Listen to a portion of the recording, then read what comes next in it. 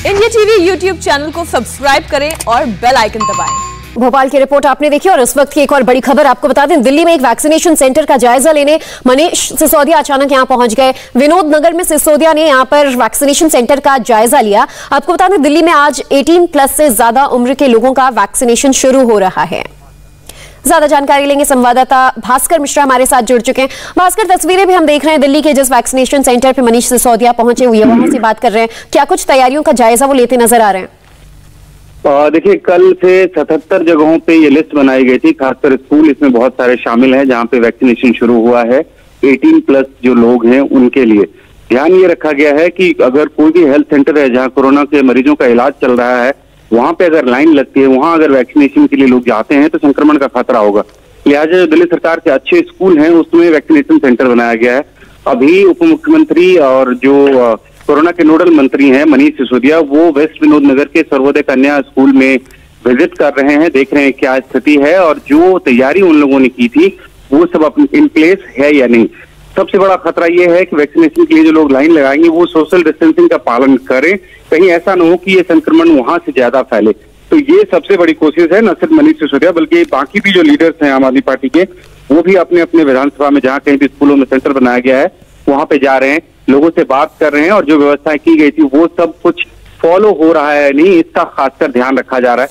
कोशिश ये है कि ज्यादा से ज्यादा लोगों को आसानी से वैक्सीन लग जाए। दिल्ली सरकार ने ये टारगेट रखा है कि 3 महीने के अंदर सभी को वैक्सीन लग जाए दिल्ली में, जो भी पात्र लोग हैं 18 साल से ऊपर हैं, और इसके लिए पूरी तैयारी की जा रही है। अभी पहली खेप में 4.5 लाख वैक्सीन दिल्ली सरकार के पास आया है। लिहाजा 77 सेंटर्स बनाए गए हैं, अधिकांश इसमें दिल्ली सरकार के स्कूल हैं, जो अच्छे स्कूल हैं जहां पे आसानी से सोशल डिस्टेंसिंग का पालन किया जा सकता है, वहां पे ये सेंटर्स बनाए गए हैं और वहीं पे वैक्सीनेशन अभी शुरू हुआ है। भास्कर, अक्सर वैक्सीनेशन सेंटर्स पर पहले की भी जो हमने तस्वीरें देखी हैं, ऐसे डरे हुए हालात में लोग ज्यादा से ज्यादा जल्दी से जल्दी वैक्सीनेट होना चाहते हैं।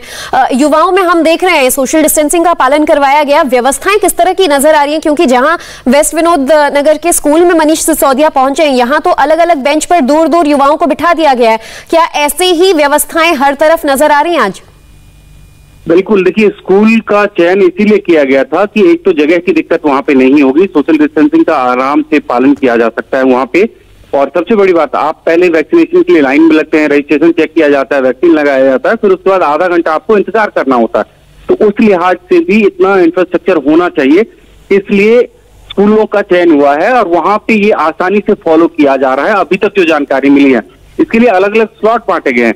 सुबह 9 से 11 एक स्लॉट है, फिर उसके बाद 11 से 1 का स्लॉट है, फिर 1 से 3 है। इस तरह से अलग अलग स्लॉट में लोगों को बांटे गए हैं, जिससे अपने रजिस्ट्रेशन के हिसाब से और अपने स्लॉट के हिसाब से लोग पहुंचे, जिस वजह से वहां पे बहुत ज्यादा भीड़ ना हो, जाम ना हो।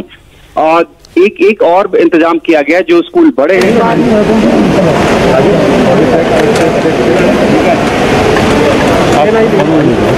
भाई साहब कहाँ घुसोगे? एक सेकंड, वो बेटा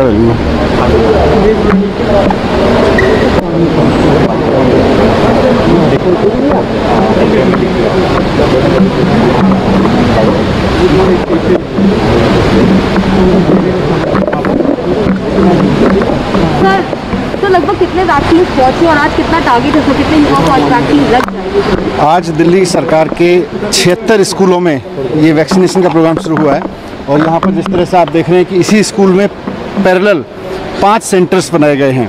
तो इस तरह से पूरी दिल्ली में इस वक्त आज 301 सेंटर्स पर वैक्सीनेशन का प्रोग्राम शुरू हुआ है 18 साल से 45 साल के बीच के लोगों के लिए।